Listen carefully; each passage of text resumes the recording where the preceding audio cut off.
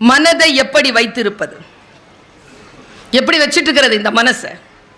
மனம் தானே துள்ளுகிறது, மனம் தானே ஆர்ப்பரிக்கிறது. இந்த போன்னு ஒன்று வந்திருக்குதுங்க. நான் செல்லமா அதை கொல்லிக்கட்டேன்னு கூப்பிடுவேன்.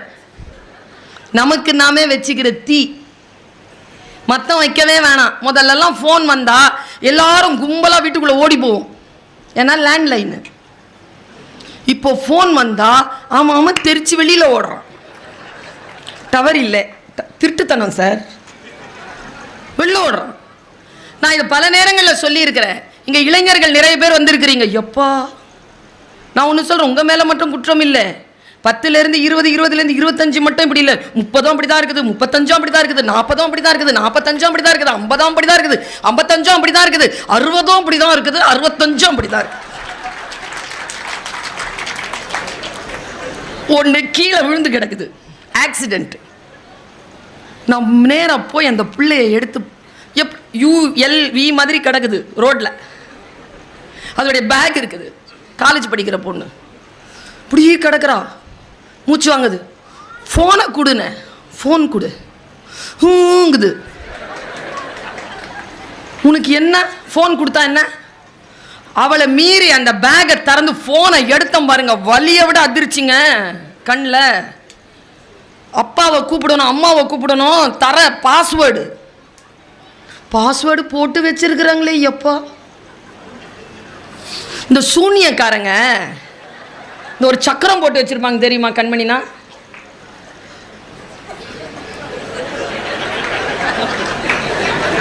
அது படுத்துக்கிட்டே போடுது. போட்டுட்டு அவங்க அப்பா அது ஆன் பண்ணி கொடுத்துட்டு அது பேச்சு ஆரம்பித்த உடனே அந்த ஃபோனை லாக் பண்ணிருச்சிங்க. அது மறுபடியும் நான் ஆன் பண்ணக்கூடாதுன்னு.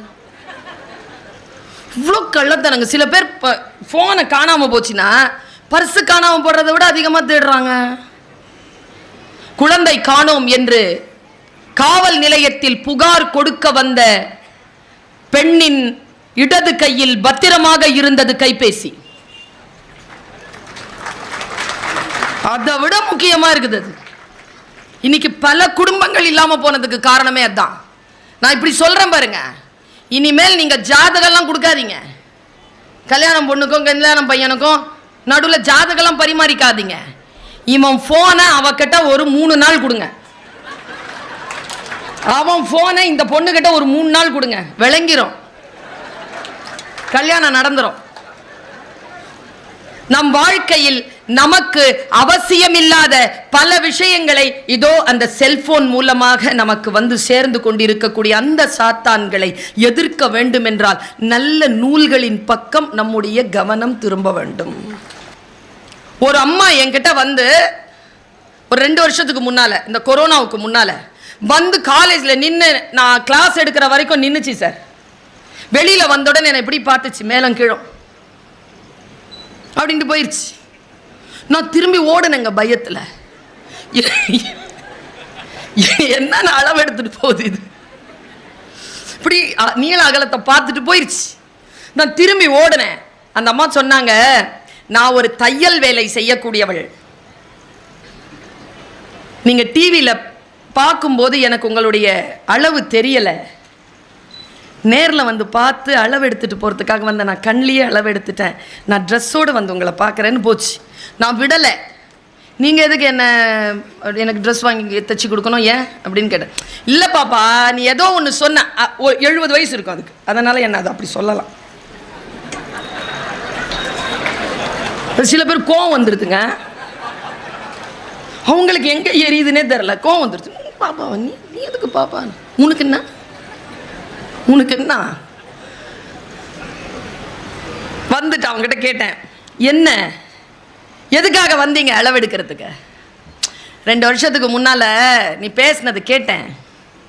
சரி, 3 பொம்பளை பிள்ளைங்க, சரி, புருஷன் இல்லை, சரி, வீடை 3 பேருக்கும் எழுதி கொடுத்துட்டு ஏதாவது பிள்ளை பார்த்துக்கோன்னு பார்த்தா 3 எப்போ சாம வீடு விற்கலான்ட்டே இருந்துச்சுங்க.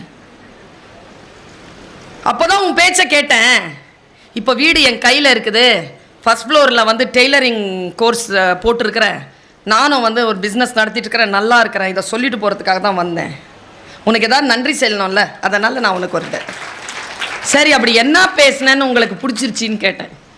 அது தெரியணும்ல, அப்படி தெரிஞ்சால் தானே நமக்கு ஒரு உத்வேகம் இருக்கும். அது வாட்ஸ்அப் ஸ்டேட்டஸ்லாம் நிறைய வச்சுருக்கிறீங்க நீங்கள். நான் அப்படி சொல்கிறத அதை கேட்டு ஒரு அம்மாவுடைய வாழ்க்கை மாறி இருக்குது. என்ன தெரியுமா, எல்லாரும் ஒரு நாள் சாவோம், சாவை தவிர்க்க முடியாது, எப்போ சாவோன்னு தெரியாது, அதான் த்ரில்லு. அதை வச்சு தான் எல்ஐசியை தொடங்குச்சு. அது வேற. நான் சொல்கிறேன், எல்லாருக்கும் சாவு வரும், ஆனால் நாம் செத்து போகணும்னு அலைஞ்சிட்டு இருக்கான் பாரு, அவன் முன்னால் மட்டும் செத்துறாதன்னு. இதுதான் அந்த அம்மாவை பாதிச்சிருச்சு. அது நேராக போய் சீனியர் சிட்டிசனாக அது இருக்கிறதுனால கோர்ட்டில் போட்டு ஏற்கனவே எழுதின உயிரை ரத்து பண்ணி கரெக்டாக அந்த சொத்தை திரும்பி வாங்கிக்கிருச்சு. சொல் மாற்றும். ஆனால் அதை இந்த பக்கம் வாங்கி இந்த பக்கம் போகாம கரெக்டா உள் வாங்கி வச்சுக்கிட்டீங்கன்னா மாறும். ஒரு கிளி இருந்துச்சு. அந்த கிளிக்கு ஒருத்தங்க ஒரு மதம் சார்ந்த ஒரு வீட்டில் அது வளர்ந்துச்சு. எப்போ பார்த்தாலும் ஒரு மந்திரத்தை அதுக்கு சொல்லி கொடுத்துட்டாங்க. அந்த மந்திரத்தை சொல்லி கொடுத்துட்டு அது யார் வந்தாலும் போனாலும் அந்த மந்திரத்தை சொல்லும். சூப்பர் மந்திரம் அது சொல்லும். எல்லாரும் ஐயோ எவ்வளவு தெய்வீகமான வீடு, உள்ளே நுழைகின்ற பொழுதே கிளி கூட மந்திரம் சொல்கிறது. இப்படியே போச்சா 2 வருஷம். திடீர்னு இந்த அம்மா வீட்டில் இல்லாத நேரத்தில், வீட்டில் யாரும் இல்லாத நேரத்தில் ஒரு பூனை வந்துருச்சு. அந்த பூனை வந்து அந்த கிளியினுடைய கூண்டை திறந்து கிளியை பிடிச்சிருச்சு. பிடிச்ச உடனே அந்த பூனை கரெக்டாக கொண்டு போய் வாயை திறந்து அதனுடைய தலையை அமுக்குது. வாய்க்குள்ளே தலை போயிடுச்சு. அந்த கிளி என்ன சொல்லணும்னு நினைக்கிறீங்க? மந்திரமா சொல்லணும். டாயின் டாயின்னு கற்றுக்கிட்டே செத்து போச்சு. கல்வி என்பது அது அல்ல. மற்றவர்கள் சொல்கிறார்களே அதை திருப்ப சொல்வது அல்ல. எதை வாசிக்கிறீர்களோ அதை தேர்விலே எழுதுகிறீர்களே அது அல்ல கல்வி. அந்த கல்வியினுடைய ஆற்றலை முழுமையாக பெற்றுக்கொள்வதற்கான பயிற்சி தான் இப்பொழுது நீங்கள் எழுத போகின்ற தேர்வு. இதுதான் முழுமையான கல்வி அல்ல.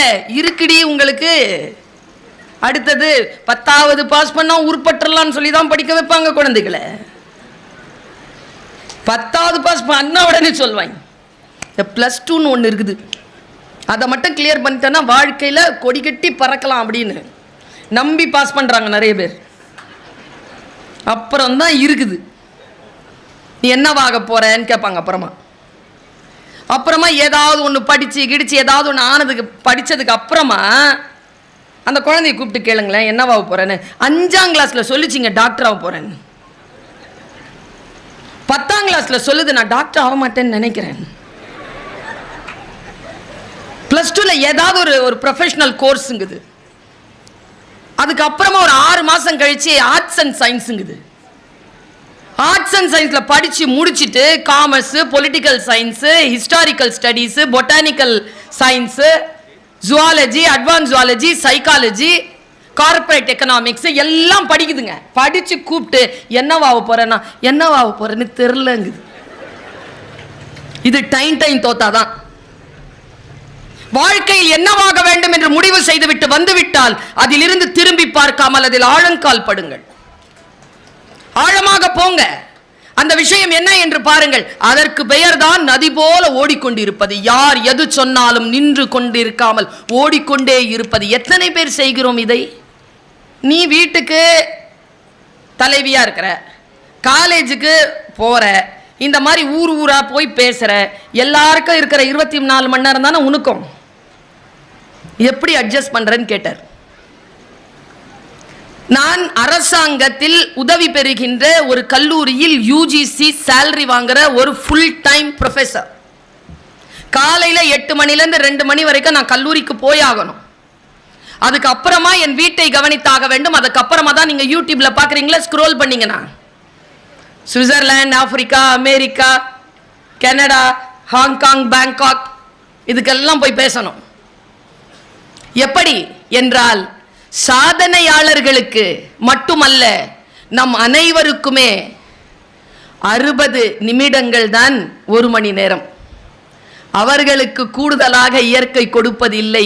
உங்களுக்கு இருக்கக்கூடிய அதே நேரம்தான் எனக்கும் இருக்கிறது. என்ன வித்தியாசம் என்றால் நான் மிக மிக கவனமாக அதை திட்டமிடுகிறேன், மிக கவனமாக அதை திட்டமிடுகிறேன். பல விஷயங்களுக்கு நான் நோ சொல்கிறேன், பல விஷயங்களுக்கு நான் நோ சொல்கிறேன். அதனால் தான் நதி போல ஓடிக்கொண்டிருக்கிறேன். சில செய்திகள் தான்.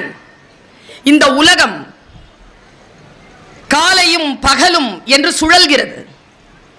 24 மணி நேரத்தில் ஒரு பகல் ஒரு இரவு வந்து விடுகிறது.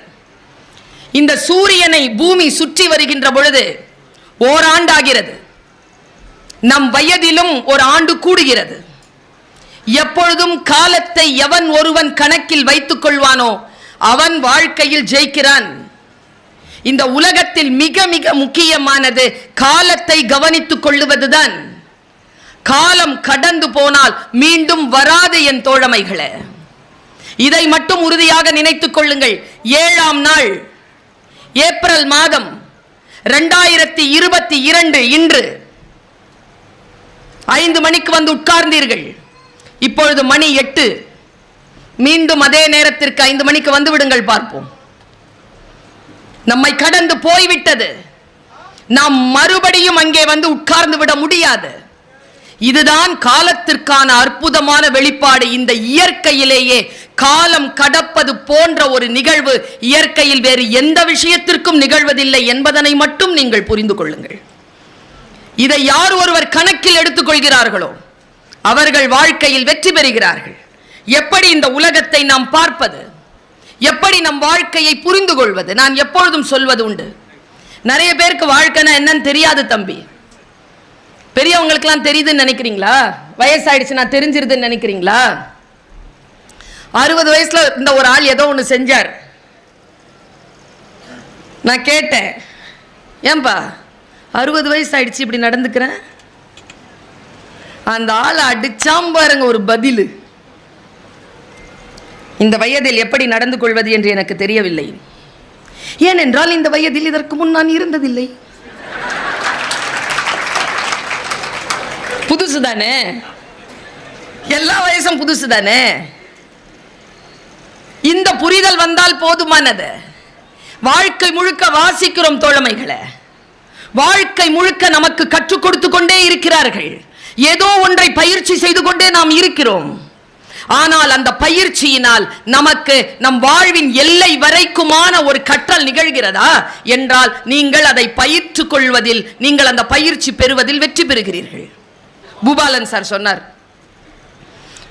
மேடம் எங்க கூட்டம் சீரியஸா பேசினா கேட்கும் நினைக்கிறீங்க, சிரிச்சு சிரிச்சு பேசினாதான் மேடம் கேட்கும், அதனால கொஞ்சம் ஜோக்கை சேர்த்துக்கோங்கன்னு பூபாலன் சார் சொன்னார். இனிமேல் எந்த பேச்சாளர்கிட்டையும் அப்படி சொல்லாதீங்க. சிரிச்சு சிரிச்சு பேசவில்லை, சிந்திக்க வைத்துக் கொண்டு பேசிக் கொண்டிருக்கிறேன். ஆனால் எல்லோரும் அதை மிக ஆழமாக அவதானித்துக் கொண்டிருக்கிறார்கள். அதனால் நான் சொல்லுகிறேன், நீங்கள் மற்றவர்களுக்கு சொல்லுங்கள். சிரித்து சிரித்து ஆர்ப்பாட்டமாக அலங்காரமாக பேசுகின்றவர்கள் மட்டும் பேச்சாளர்கள் இல்லை. வெறும் சிந்தனையை சொல்லுகின்ற, அதுவும் ஆர்ப்பரித்து என்னை போல் உடல் மொழியோடு பேசுகின்றவர்கள் மட்டும் பேச்சாளர்கள் இல்லை. நாம் என்ன நினைக்கிறோம்? ஆர்ப்பாட்டமாகவும் ஆர்ப்பரித்தும் பேசக்கூடியவர்களுடைய பேச்சை கேட்டு கேட்டு பயிற்சி பெற்ற காரணத்தினால் அமைதியாக ஆர்ப்பாட்டமே இல்லாமல் சைலண்டா சில விஷயங்களை சொல்லிட்டு போவாங்க பெரியவர்கள். அவர்கள் பேச்சு நம் காதுகளில் விழுவதே இல்லை. இன்றிலிருந்து அந்த பயிற்சியை மாற்றிக்கொள்ளுங்கள். ஆர்ப்பாட்டமாக அமைதியாக பேசினாலும் என்ன பேசுகிறார்கள் என்பதனை யார் ஒருவர் கூர்ந்து கவனித்துக் கொண்டிருக்கிறோமோ அவர்கள் கடைசி வரைக்கும் உயிர்ப்பாக இருக்கிறோம். ஏனென்றால் நம்மை கடந்து போகின்ற அந்த ஒற்றை சொல் நம் கவனத்தில் படாமல் இருக்கின்ற பொழுது நம் வாழ்க்கையில் நிகழ்கின்ற மாற்றத்திற்கான காலம் தள்ளி போகிறது. அது தள்ளி போகாமல் இருக்க வேண்டும் என்றால் நம் வாழ்க்கையை நாம் கவனப்படுத்திக் கொள்ள வேண்டும் என்பதற்காக சொல்கிறேன். நீங்கள் கையில வச்சிருக்கக்கூடிய 13 Pro இல்ல உங்களுடைய மரியாதையை உலகத்திற்கு காட்டுவது. ஒரு ஷெகாவுனுடைய புத்தகம், ஒரு சிக்மெண்ட் ஃப்ராய்டனுடைய ஒரு புத்தகம், கையிலே டால்ஸ்டாயினுடைய புத்தகம், பாரதியின் புத்தகம், பாரதிதாசனின் புத்தகத்தை கையில வச்சுக்கிட்டு போங்க.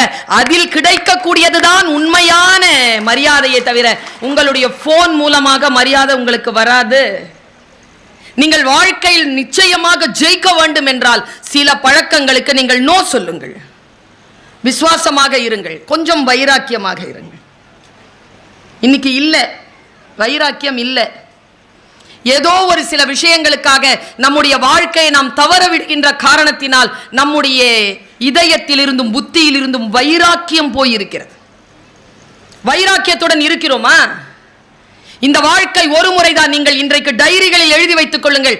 வாழ்க்கை ஒருபோதும் உங்களுக்கு உத்தரவாதத்தை தராது, வாய்ப்புகளை மட்டும்தான் தரும். கிடைக்கின்ற வாய்ப்பை அடுத்த கட்டத்திற்கு, இப்ப நான் இப்ப பேசுறேன், இது உத்தரவாதமா? என்னுடைய பேச்சிற்கான வாழ்க்கை மிக பிரகாசமாக இருக்கும் என்பதற்கான உத்தரவாதமா இந்த மேடை? கிடையாது. என் வாழ்க்கையை பிரகாசமாக்கிக் கொள்வதற்கான வாய்ப்பு தான் இந்த மேடையே தவிர ஒருபோதும் இந்த மேடை உத்தரவாதமாக இருக்க முடியாது. யாரும் உத்தரவாதத்தை தருவதே கிடையாது. அதை தேடிக்கொண்டு செல்லாதீர்கள்.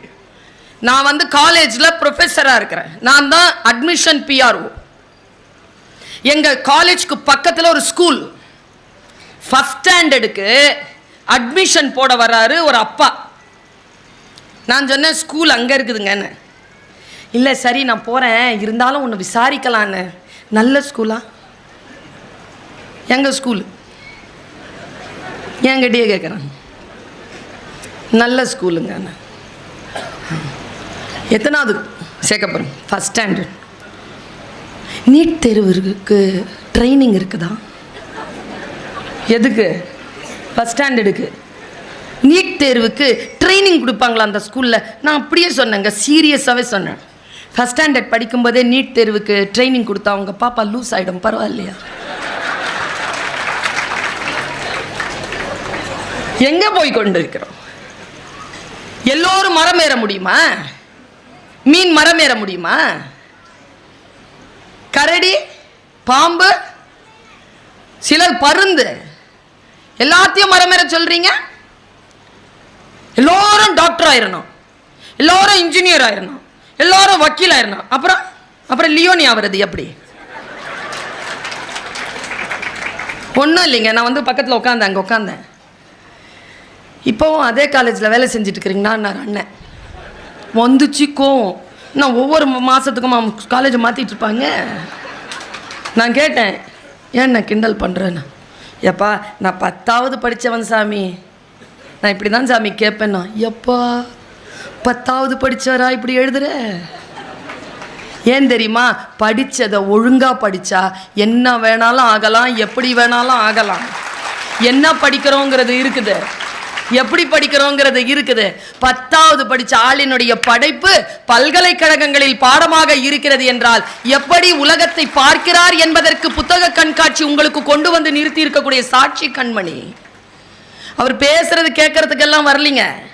அவர் பேசுறதை விட ரொம்ப அழகா எழுதுவர். அவர் தன்னுடைய வாழ்க்கையில் பல சாதனைகளை செய்து கொண்டிருக்கிறார். அவர் இங்க நின்னதே எனர்ஜி தான்.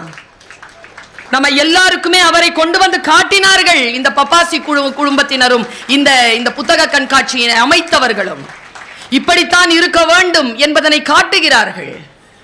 சாதாரணமான ஒரு ஜியோகிராஃபி டீச்சர், பட்டிமண்டபங்களில் பேசிக் கொண்டிருந்தவர் இன்றைக்கு தமிழ்நாடு அரசு தமிழ்நாட்டின் பாட நூல் பிரிவிற்கு தலைவராக போட்டு பல்வேறு விதமான எழுச்சிகளையும் ஏற்றங்களையும் அவரிடத்தில் கனவாக வைத்திருக்கிறோமே. அப்படி வாங்க விஷயங்களை. நான் தமிழ் படித்தேங்க, தமிழ் தான், தமிழ் லிட்ரேச்சர் தான். தமிழில் படிப்பது வேறு, தமிழ் படிப்பது வேறு, சரியா? ஆனால் நான் தமிழிலும் படித்தேன், தமிழும் படித்தேன். ஆங்கிலம் சரளமாக பேசுவேன், நான் ஹிந்தி சரளமாக பேசுவேன், எழுதுவேன், வாசிப்பேன். உருது சரளமாக பேசுவேன், எழுதுவேன், வாசிப்பேன். அரபி சரளமாக எழுதுவேன், வாசிப்பேன். இவ்வளவு மொழிகளையும் நான் சயின்ஸ் ஸ்டூடெண்ட் தேர்ந்தெடுத்து போய் தமிழ் படித்தேன். படிக்கின்ற படிப்பு அல்ல. என் காலேஜில் எம்காம் படித்து பிஹெச்டி படிச்சுட்டு எம்எஸ்சி மேத்தமெட்டிக்ஸ் படித்து மேத்தமெட்டிக்ஸில் பிஹெச்டி படித்தவங்களுக்கும் அதே சம்பளம் தான். தமிழ் படித்து பிஹெச்டி பண்ணிட்டு வந்துட்டு இருக்கக்கூடிய எனக்கும் அதே சம்பளம்.